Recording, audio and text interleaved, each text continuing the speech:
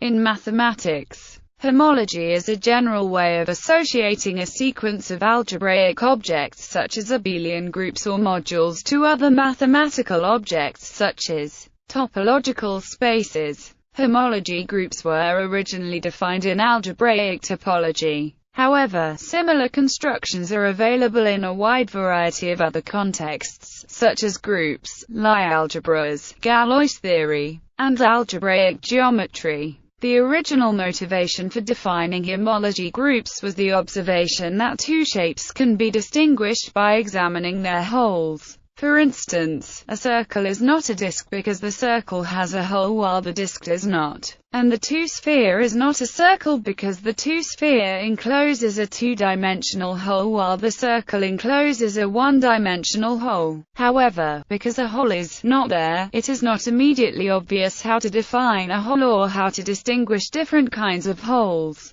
Homology was originally a rigorous mathematical method for defining and categorizing holes in a manifold. Loosely speaking, a cycle is a closed submanifold, a boundary is the boundary of a submanifold with boundary, and a homology class is an equivalence class of cycles modulo boundaries. There are many different homology theories. A particular type of mathematical object, such as a topological space or a group, may have one or more associated homology theories. When the underlying object has a geometric interpretation like topological spaces do, the nth homology group represents behavior unique to dimension n. In general, most homology groups or modules arise as derived functors on appropriate abelian categories. They provide concrete descriptions of the failure of a functor to be exact. From this abstract perspective, homology groups are determined by objects of a derived category. Work-in-hand origins.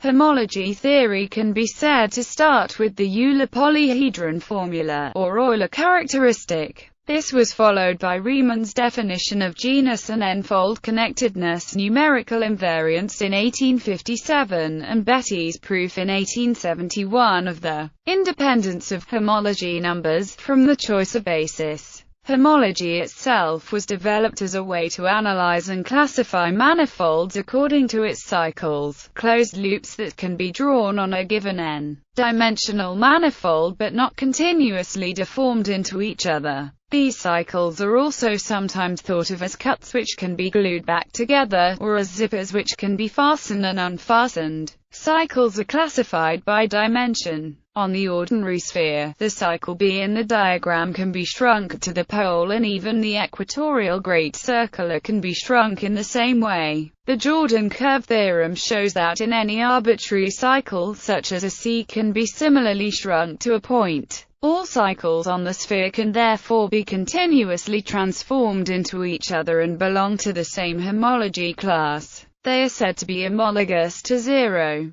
Cutting a manifold along a cycle homologous to zero separates the manifold into two or more components. For example, cutting the sphere along A produces two hemispheres. This is not generally true of cycles on other surfaces. The torus has cycles which cannot be continuously deformed into each other. For example, in the diagram, none of the cycles A, B or C can be. Cycles A and B cannot be shrunk significantly. Cycle C can be shrunk to a point, so it is homologous to zero. If the torus surface is cut along both A and B, it can be opened out and flattened into a rectangle or, more conveniently, a square. One opposite pair of sides represents the cut along A, and the other opposite pair represents the cut along B. The edges of the square may then be glued back together in different ways. The square can be twisted to allow edges to meet in the opposite direction, as shown by the arrows in the diagram. Up to symmetry, there are four distinct ways of gluing the sides, each creating a different surface. Is the Klein bottle, which is a torus with a twist in it. It is a theorem that the reglued surface must self-intersect. Like the torus, cycles A and B cannot be shrunk while C can be. If an equidistant cut on one side of B is made, it returns on the other side and goes round the surface a second time before returning to its starting point, cutting out a twisted Mobius strip. Because local left and right can be arbitrarily reoriented in this way, the surface as a whole is said to be non-orientable. The projective plane has both joins twisted. The uncut form, generally represented as the buoy surface, is visually complex, so a hemispherical embedding is shown in the diagram, in which antipodal points around the rim such as A and A are identified as the same point. Again, A and B are non-shrinkable while C is. But this time, both A and B reverse left and right. Cycles can be joined or added together, as A and B were when the torus was cut open and flattened down. In the Klein bottle diagram, A goes round one way and minus A goes round the opposite way. If A is thought of as a cut, then minus A can be thought of as a gluing operation. Making a cut and then re-gluing it does not change the surface, so A plus equals 0. Following an orientable cycle such as O around twice gives simply A plus A equals 2A, but non-orientable cycles behave differently. In the projective plane, following the unshrinkable cycle B round twice remarkably creates a trivial cycle which can be shrunk to a point, that is, B plus B equals 0. Because B must be followed around twice to achieve a zero cycle, the surface is said to have a torsion coefficient of 2. The same applies to B in the Klein bottle example. A square is a contractible topological space, which implies that it has trivial homology. Consequently, additional cuts disconnect it. The square is not the only shape in the plane that can be glued into a surface.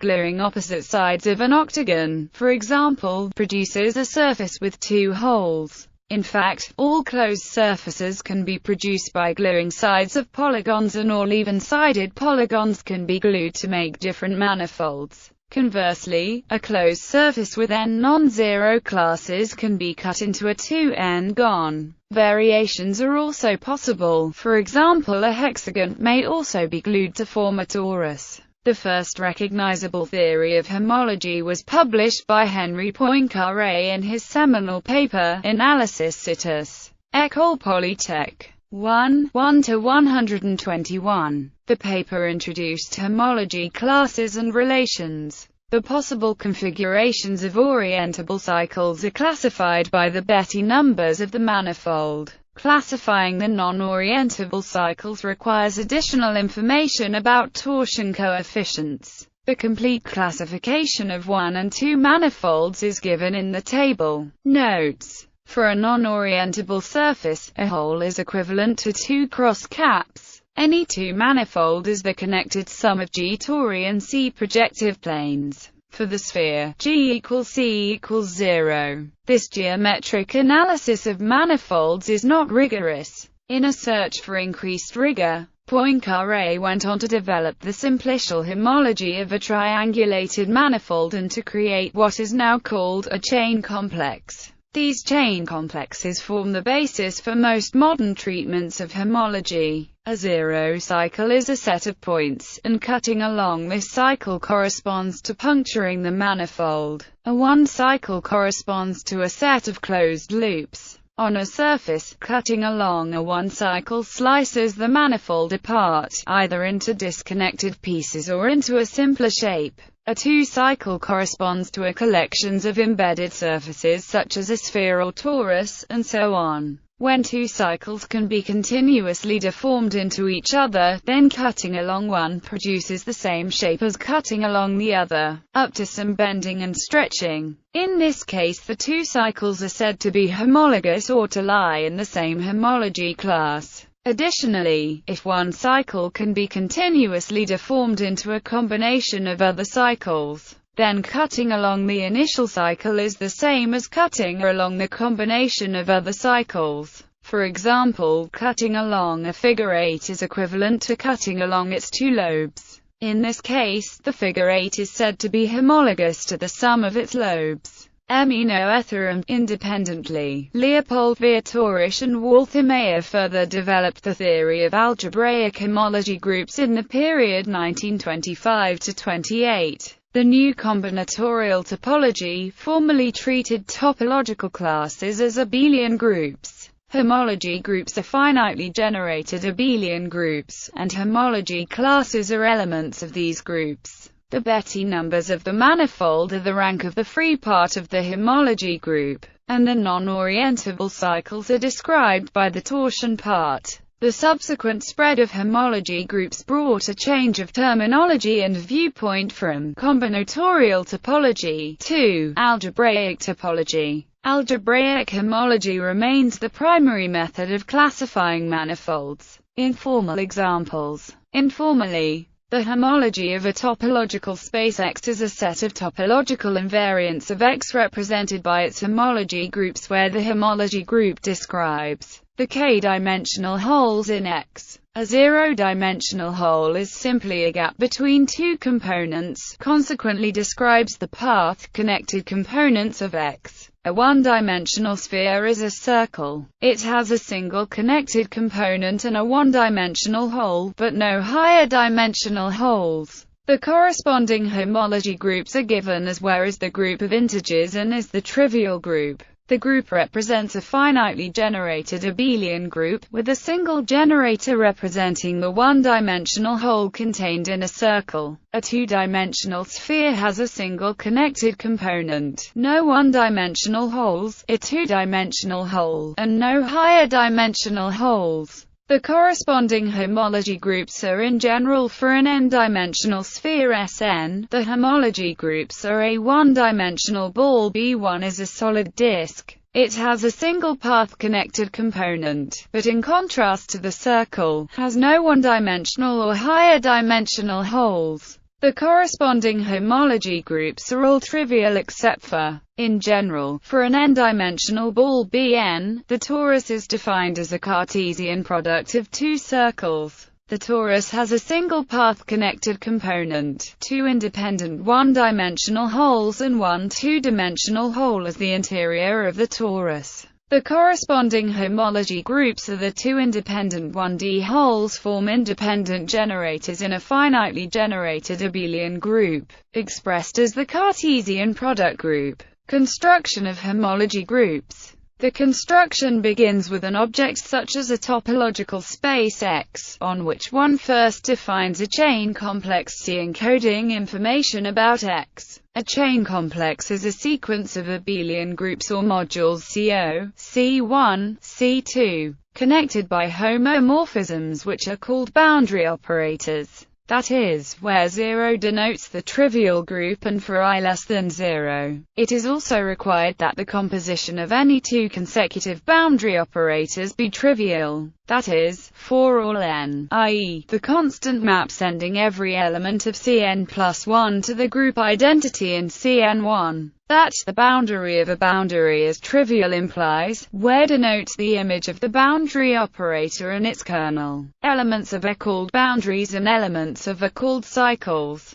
Since each chain group Cn is abelian, all its subgroups are normal. Then because n are both subgroups of Cn, is a normal subgroup of, then one can create the quotient group, called the nth homology group of X. The elements of Hn are called homology classes. Each homology class is an equivalence class over cycles, and two cycles in the same homology class are said to be homologous. A chain complex is said to be exact if the image of the Th map is always equal to the kernel of the nth map. The homology groups of X therefore measure how far the chain complex associated to X is from being exact. The reduced homology groups of a chain complex C are defined as homologies of the augmented chain complex where the boundary operator is for a combination sigma ni sigma I of points sigma I, which are the fixed generators of CO. The reduced homology groups coincide with for I0. The extra in the chain complex represents the unique map from the empty simplex to X.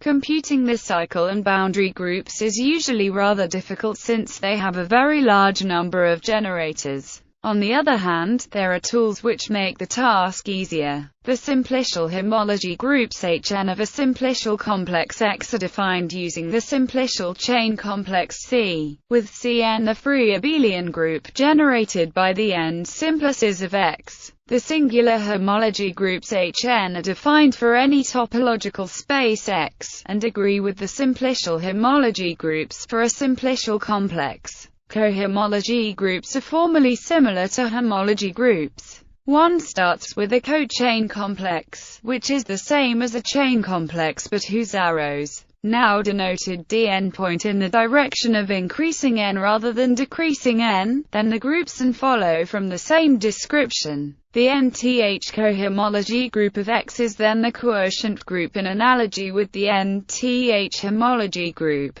Types of homology. The different types of homology theory arise from functors mapping from various categories of mathematical objects to the category of chain complexes. In each case, the composition of the functor from objects to chain complexes and the functor from chain complexes to homology groups defines the overall homology functor for the theory. Simplicial homology. The motivating example comes from algebraic topology. The simplicial homology of a simplicial complex X. Here N is the free abelian group or module whose generators are the n-dimensional oriented simplexes of X. The mappings are called the boundary mappings and send the simplex with vertices to the sum. If we take the modules to be over a field, then the dimension of the nth homology of X turns out to be the number of holes in X at dimension n. It may be computed by putting matrix representations of these boundary mappings in Smith normal form.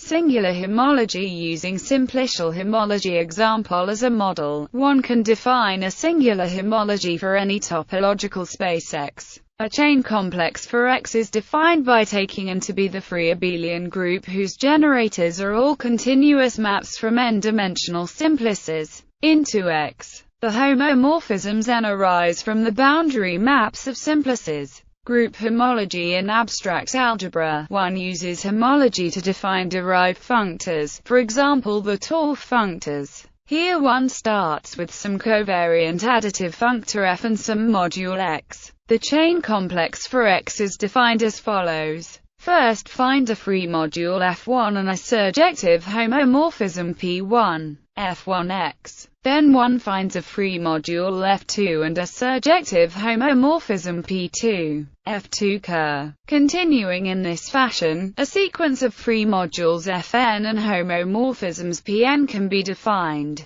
By applying the functor f to this sequence, one obtains a chain complex. The homology Hn of this complex depends only on f and x and is, by definition, the nth derived functor of f, applied to x. Other homology theories: Borel-Moore homology, cellular homology, cyclic homology, Hochschild homology, Floer homology, intersection homology, K-homology, Kovanov homology, Morse homology, persistent homology, Steenrod homology. Homology functors. Chain complexes form a category. Imorphism. From the chain complex to the chain complex is a sequence of homomorphisms fn and bn such that for all n, the nth homology Hn can be viewed as a covariant functor from the category of chain complexes to the category of abelian groups. If the chain complex depends on the object X in a covariant manner, then the Hn are covariant functors from the category that X belongs to into the category of abelian groups. The only difference between homology and cohomology is that in cohomology the chain complexes depend in a contravariant manner on X, and that therefore the homology groups form contravariant functors from the category that X belongs to into the category of abelian groups or modules.